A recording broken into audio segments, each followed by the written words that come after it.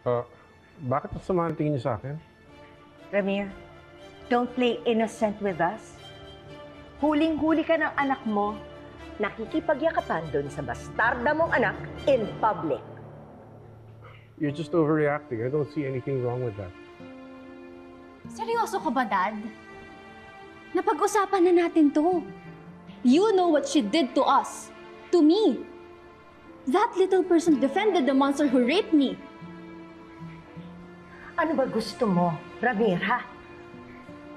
Gusto mo bang paniwalaan ng tao na nagsasabi ng totoo yung bastarda mo?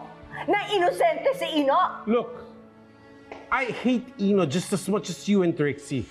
But that doesn't mean na damay si Lilet sa galit na yon. Ramir, may anak ka! Isa! Eto! Sobra na! Kalmado ako noon! Nang sinabi ko sa'yo, hindi ko gusto yung plano mo! Dahil nga iniingatan namin yung puso mo! Pero ngayon, alam mo na rin siguro na hindi rin gusto ni Trixie ang plano mong pakikipagkita dyan sa anak mong bastarda. Patricia. This is the last time! Alam mo, sa susunod na gawin mo pa to ulit, we're out of here!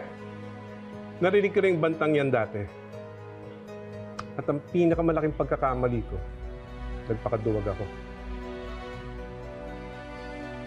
Nagpadala ako sa pagtama. Pero hindi na mauulit yan. Hindi ko na uulit yung pagkakamaling yan dahil simula ngayon, hindi na ako papayag na pagbawalan mo ako maging ama kay Lilet.